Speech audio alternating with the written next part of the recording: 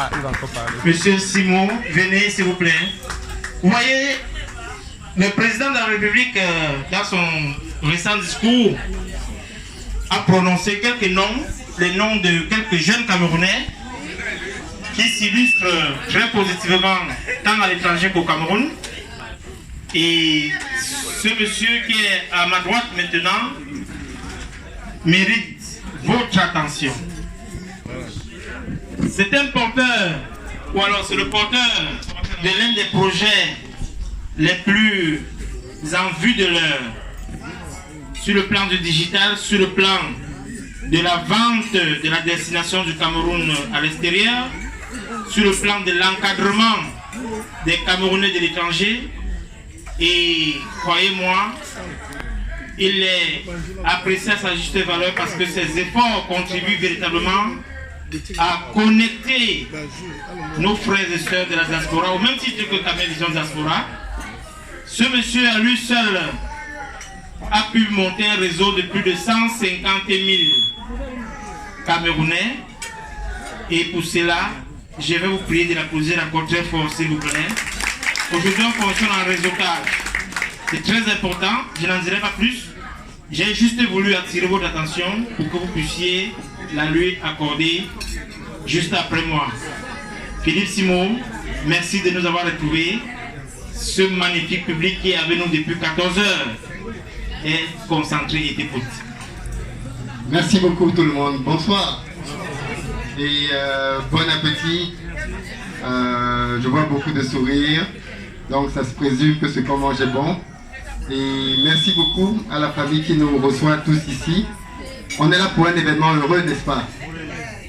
Et je pense qu'il est important que l'on se souvienne de comment l'enrichissement se fait, parce que c'est de ça dont il est question.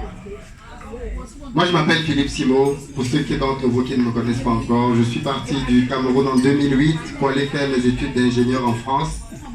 Et après avoir terminé mes études et avoir commencé à travailler là-bas, j'ai compris que l'avenir n'était pas là-bas, mais plutôt ici. Et que le gros mensonge auquel on pouvait croire, c'était de croire que le but dans la vie, c'était d'aller en Europe comme signe de réussite. Beaucoup de parents croient ça. Beaucoup d'enfants croient ça.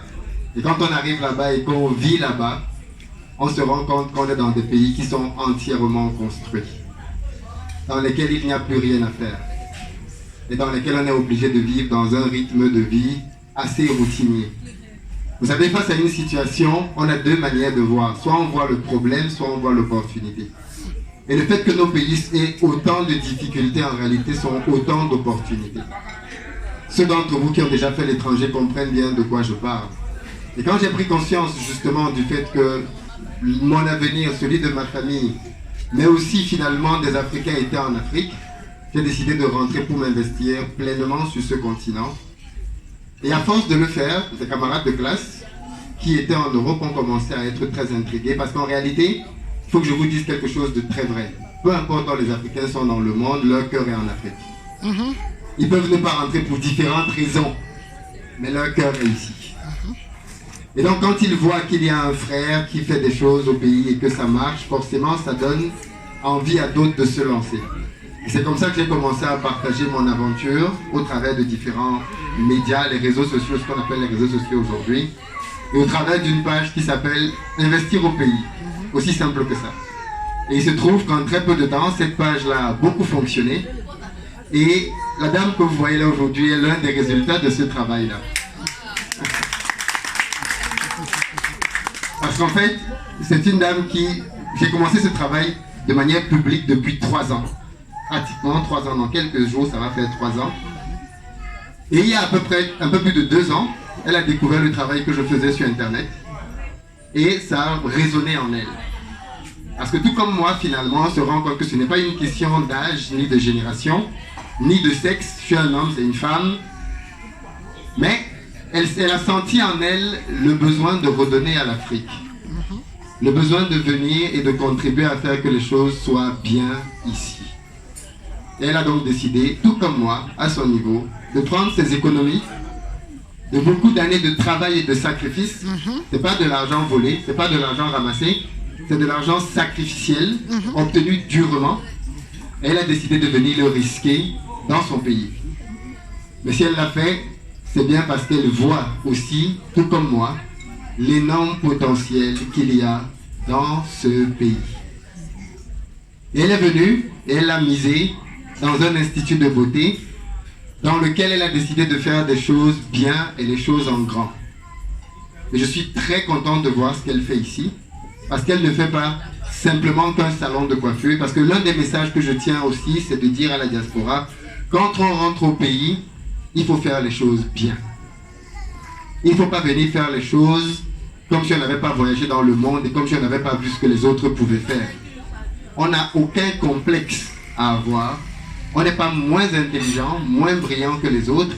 Et il n'y a pas de raison qu'on méprise l'Afrique. Parce que le mépris, ce serait de venir faire ici les choses de mauvaise qualité. Quand on respecte un endroit, on donne le meilleur de soi pour cet endroit-là. Et elle est venue pour faire ce qu'elle estimait être de meilleur. Elle a ouvert un institut de beauté dans lequel elle va faire de la coiffure, dans lequel elle va faire des soins corporels avec un sauna, un hammam, un jacuzzi. C'est du haut standing tout ça. Mais ce que je trouve encore plus excellent dans tout ça, c'est qu'elle a décidé de former les jeunes. Ça pour moi c'est le plus important. Parce qu'on est d'accord que la valeur la plus importante qu'il y a en réalité, c'est la formation. On peut tout vous enlever, on peut brûler tout ce que vous avez aujourd'hui. Ce qui va rester, c'est ce qui est dans votre tête et avec vos mains. C'est votre plus grande richesse. Et je dis souvent ça aux gens. La véritable richesse, ce n'est pas les immeubles, ce n'est pas les bâtiments, ce n'est pas les voitures.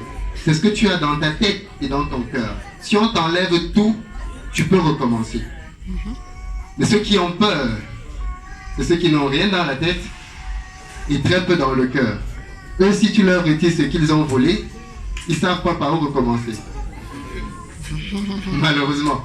Je suis très heureux qu'elle forme. Parce qu'en formant, en réalité, elle enrichit davantage le pays. Elle transmet son savoir et son expérience acquise à l'étranger aux jeunes ici. Parce qu'il faut aussi le dire, c'est l'un des axes d'amélioration qu'il y a dans nos pays, la formation. Les jeunes sont volontaires, les jeunes veulent travailler, mais parfois, il leur manque la technique. Et donc, je suis vraiment très content que dans ton initiative, tu aies décidé de former les jeunes, de partager ton expérience, de donner de ton savoir et de créer des petits bébés. Parce que dans quelques années, les gens que tu auras formés vont se faire financer par leur famille et vont ouvrir leurs instituts. Et contrairement à ce qu'on pense, ce ne sera pas de la concurrence parce qu'il y a énormément de place encore. Il y a une mauvaise mentalité que certains ont souvent qui consiste à vouloir réussir seul. Ils aiment quand ils réussissent et quand les autres viennent leur demander.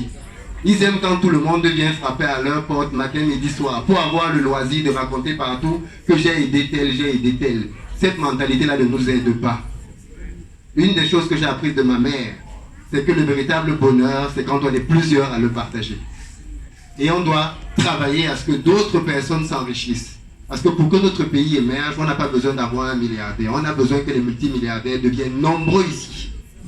Pour qu'un enfant, quand il grandit dans ce pays, il ne rêve plus d'ailleurs. Parce qu'il sait qu'on peut réussir et bien réussir ici sans avoir besoin de bouger. Yes.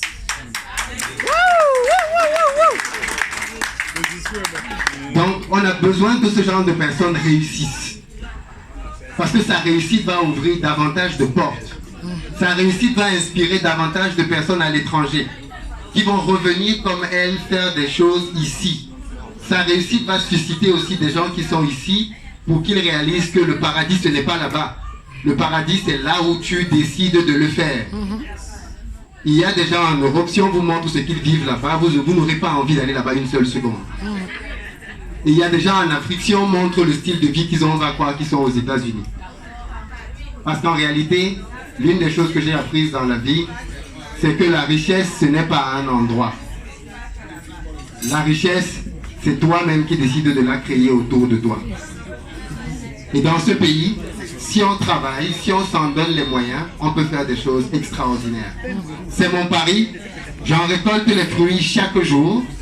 Et je suis très content de dire à mes amis qui sont en Europe, quand je fais des vidéos, que c'est avec l'élevage que je fais, c'est avec l'agriculture que je fais qu'on génère des dizaines de millions tous les mois.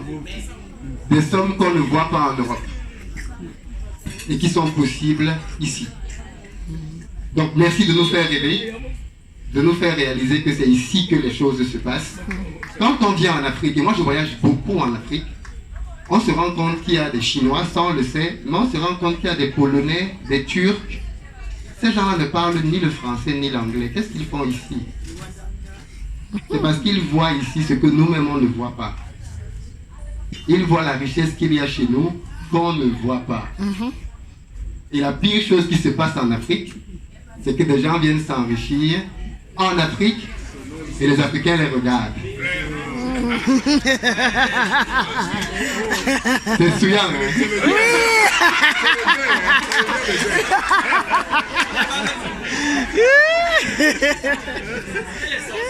Et il faut que ça change, non? Vraiment. Il faut que ça change. Vraiment, vraiment. Et il faut qu'on soit nous-mêmes. Le meilleur exemple qu'on puisse donner à un enfant, c'est soi-même. C'est pas dire à l'enfant qu'il faut, non. Mais qu'il faut qu'il voit. Et ces enfants auront vu qu'elle aura quitté l'Europe pour l'Afrique. Et ils sauront que l'avenir du monde, c'est ici. Et je souhaite terminer en disant que on peut l'encourager de plusieurs façons. Et il faut qu'on encourage bien les gens. C'est bien de venir comme on est venu nombreux aujourd'hui pour l'encourager. Mais c'est aussi bien de l'encourager par la caisse. Le soutien passe par la caisse. Ça veut dire que quand je veux me coiffer, je viens ici. Mais quand je viens ici, je ne viens pas demander le rabais. On se connaît. Je ne viens pas demander le crédit. C'est très important ce qu'on dit là maintenant. La soutenir passe par la caisse. Envoyez! Voilà. Mais la soutenir passe aussi par le fait vous-même d'exceller dans vos propres domaines. Parce qu'en réalité, plus on avance dans la vie, plus on a besoin que les gens qui sont autour de nous challengent. Et la pire chose que vous pouvez faire dans votre vie, c'est marcher avec les gens que vous dépassez. Marchez avec les gens qui sont plus grands que vous. Marchez avec les gens qui vous challengent. Marchez avec les gens qui, pour eux, le million, c'est comme 10 000. Parce que ces gens-là vont vous faire voir le monde différemment. Ces gens-là vont vous faire rêver de milliards. Mais si vous marchez avec les gens qui ont les problèmes de 1000 francs, ils vont vous ramener à ces problèmes-là chaque jour.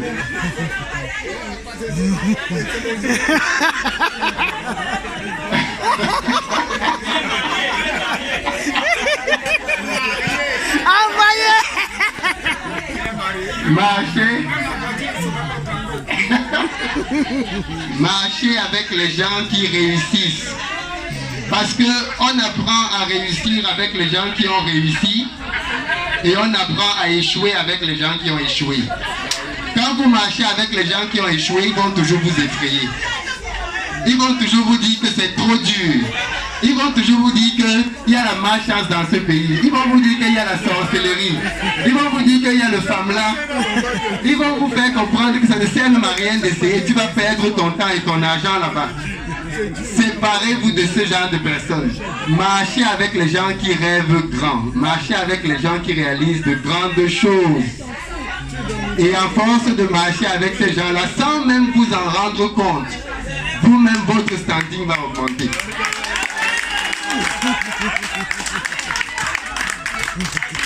Parce que quand vous marchez avec quelqu'un qui a les problèmes de milliards, même s'il ne vous dit rien, vous-même vous comprenez que vos problèmes là, il faut arrêter avec ça. Vous comprenez que vous ne pouvez plus vous battre pour les marchés de 10 millions. Maintenant, il faut penser en 100 millions.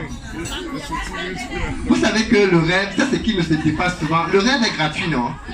Pourquoi les gens rêvent petit alors? Le rêve n'est pas payant. C'est gratuit. Mais vous savez que celui qui vise la lune va atteindre les étoiles. Si tu dis que ton rêve, c'est de construire une maison, comme c'est le cas de beaucoup d'Africains, toute ta vie, tu vas te battre pour construire une maison. Peut-être même qu'à ta mort, tu ne la construiras pas. Mais si ton rêve, c'est qu'avant de mourir, tu dois laisser 10 immeubles à Douala, 10. Faites ce pari-là. Dans quelques années, vous en aurez au moins un.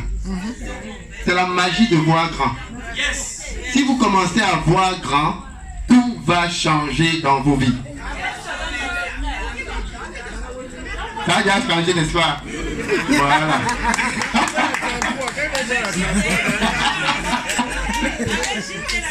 Donc, disons merci.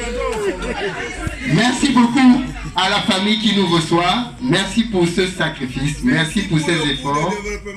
Non, c'est gratuit. Et emboîtons-lui le poids. Faisons comme elle. Devenons des modèles de réussite. Merci beaucoup.